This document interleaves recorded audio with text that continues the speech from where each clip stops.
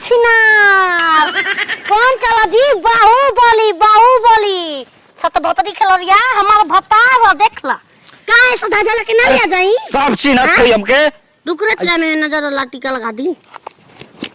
ई बताओ कि बस रोको नहीं हो उम्मे ना बैठे देली, टेम्पू रोको नहीं हो उम्मे ना बैठे देली, आ खेते लिया के जाता नहीं घर कहां वाली खेते 4 घंटा से चलो नजर लागी तब हो रहा तक पटाल तब हो छिनत रो। हां इतना सुगर सजैले धजैले बानी ताकि का हम कहीं काहे ना कलू हो करिखा पोतले रहती आ डराइए के भक्ति स्कूल ओइसे तार सुतले में मस्त सजैले बानी छिनार कैसे सुतारा में सजैले दिन बानी जाने रा हम भतार पर नजर गवाइबू लाते जूता खाइबू हेमा देखत देखा निगा तहार बोलिए सुन के केहू न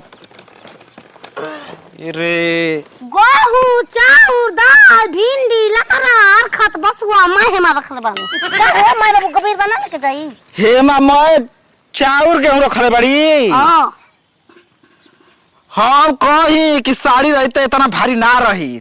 हां 2-4-5 गो सड़िए रही सारा भाई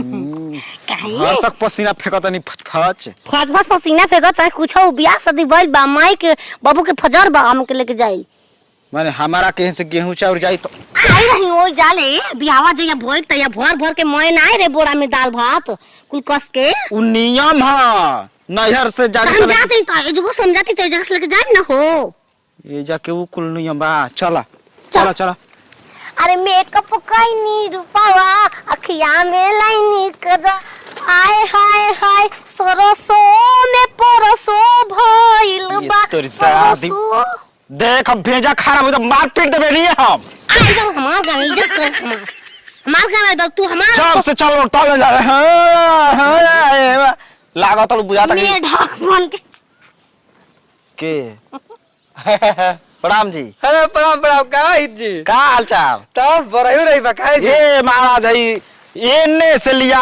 के आवतिया बताई ऐसा ने का हम कहीं का महाराज पहले क्या उहे रही का ट्रेन में के का टीटी तोरे में के सिटी मिटी टीटी कस क दरो टीटी रे रारी तब गांव में साता उता बकाए आज नाचे के बा साता रहुओ जब भेटाइला तब मर मजाक अपना जब अच्छा लागो तनी आज न देखा बामा सब कोई बड़ाई करत एगो कमी बा का खासा ई सड़िया पहनी त न पहन लेती तार के ले जाके झड़िया में मार देती माने पलगी कनी हिट करी का त इतना इज्जत बड़ियार मत कर समझ गया झरिया में उहे मार लेता सब हुए समझता ना महाराज वो काहे के समझे जाई कुछ भी कोई हैंडसम हाथ बथुआ हाथ के खराब आदमी लगता तू करंट भरता का अरे तारा वाली समझ सारा कैसे हम जानत नहीं तू हमर नाम करन कह देबे ए छतरो माई बोलावले हियो उपाय लगा के लिए आइल बानी हम एकरा गावे रही ना मोए घर के काम करो ना अब हमारा गावे ई आइल बा अच्छा तो चूल्हे पर तेल वाला है तब आज फिर हमके ई बताई सुनी ना छुई बता के छुई बा हो ला ए बाद रहुआ दूरे रही बोल लिखा बात 5 बजे ओ जे पेपर त आ जाए अब खेले के हम कुल छोड़ देले भाई अरे 5 बजे भोर में या उठे बोरे ना ई रहुआ साइड रही महाराज रहुआ खतरनाक खेले के तास अंडा पर अंडा अच्छा अड्डा ई बताओ अंडा लेल वाले रे बूढ़ो पुरनिया देखत रहे त करत भुगतान रही पे भुगतान नैयर में आइल बारे हमारा ससुरा में का से हां कैसे अपन तान कैसे गइल हो ऐसे हां हमार ना वैसे ई बताओ हमके समझ में नहीं आवत खूब आदमी देखत हमके कर मतलब ढेर सुघर लागत तरीका एक पीस लागत रे कंटा कगो सहेली बाड़ी से जन कहत रहू घर आवे नी स देख रहो छत बता रसिया रारी पूछतै तौन बताऊ तोर घर आवे नी सऊ तो जुगाड़ लगाई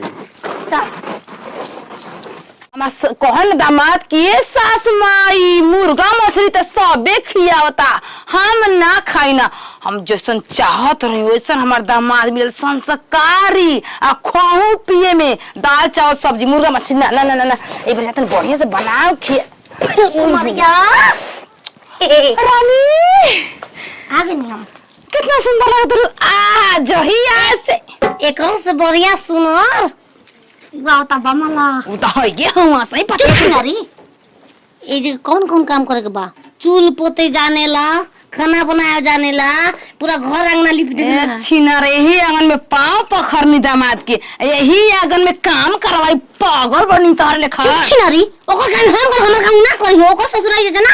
लाइकी सावा मोए लइका भीला खुद के बिगाड़ दिया शांति। अरे दादी को गोल लगा तनी।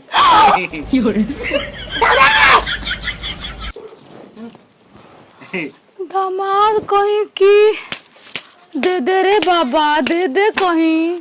तोर माई के नियत अरे खराब लगता। बालमा, हाय बालमा कदर न जाने, बाली रे उमरिया के मोरे बालमा कदर न कहाँ से जाने। कदर जाई नतिया छक्का मिल गइल दामाद हमार। ए कहाँ से मिली? देखिए काम गबराज कहत नहीं। अबे देखा दे हम मर धइ के का हई। कैसे छाका करू? सोचा तनी रवा के छाका कह के टराई मरवाली। मने हमार मरद लेके तवाई मरद तू नमत बड़ा ना होती है। पानी ना डाला। अरे अच्छी नहीं तोरे चल जा। तोर गांव के मैं बुढ़िया हेता रहता करते से तोर माई के काहे नियत खराब भेला हमारा पर। पूछे दे सवाल। काहे रवा घबराता नहीं हमके देख के। हम घबरात नहीं ओ रवा चाहता नहीं कि दामाद सचुए फरार। तारा संग फरार होके का करब न तू हइए बाता तू ही नहीं है बल। रोज रोज देला हो, रोज रोज के देला एक घोट। ये तोरी के हम पूछे कोई नहीं है। आ दामाद जी रोशनी जब तिलका लेन का कहने की सरकारी नौकरी की तैयारी कर देलो का करे कि स्टेशन में जाके ट्रेन में जाके मांगी ना 10 रुपया 20 रुपया। जा रानी घर में तो काहे की? अपन मर्दानगी दिखावे के बा। तू कुछ ना कर, तू जान ले लिप तक। दामाद बड़ो है चुरू काली पिस्टी काजर भी है कान में झुमका पहन का कहीं दामाद कहीं तो के हो। तो करवा का चाहता नहीं अपन मेहरारू कैसे ही लिया के आज बिना सिंगार पटार के। तू करब सिंगार पटार हम का कइले बानी ई कइले बिया। कहां कोइले वाला हम तो के शीशा दिखावत है। लागे नहीं ना सुबह। अरे तोर माई लोड़िया तो गाना गावा, हमारा पो हम गाना गावा हमार खाती।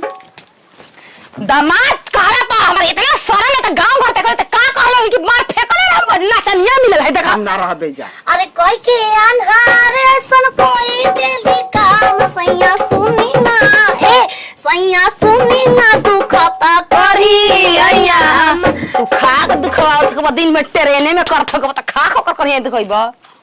देखो रानी अब सबर के बांध टूटल जाता हमार। ठीक है तरी हमारे रोज हमारे खाना तो हम ना जाना भूख तू जाना। कहां गोल सीसाबा हाय मुंह देखी जींस पैंट पहनता है रुपया का बनैले बानी। ये राम ई का हो ई का हटे गांव घर का कही कि तोर दमदा नचनिया बन के लवंडा बन के। अरे तेरी दादी मो यही के कहता रही कि सजौले बानी खूब। आ कहता नहीं काहे बुढ़िया जवन की तो जवन की सब ताकता। घर से चलनी तो मुंह ना देखनी है। तो मुंह देखले बानी। 3 बजे भोर में हम उठ के आज खाते सजैले बानी।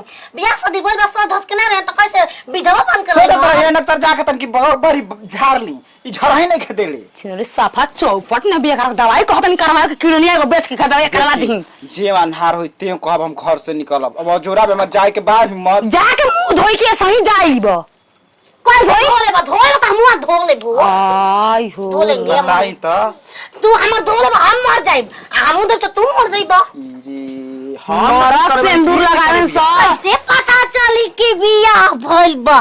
एकरो बतिया सी ठीक है बा लेकिन ना लगाओ जे लगानी ना। देखी सास माई ए जे राखी हमके दलान दिखाई कहां बा। हो जा बके मुंह धो के दलान जब हमरा 4 आदमी बैठल रहे दलान में मुंह धो के हम जाई। ए सब भत्ता के नाम के मेहरारू सिंदूर लाल से मर्द ना लगावे ना सो काहे ना लगावला सो? तारा जैसन चौपट पाके ओकरो जिंदगी बर्बादे बा।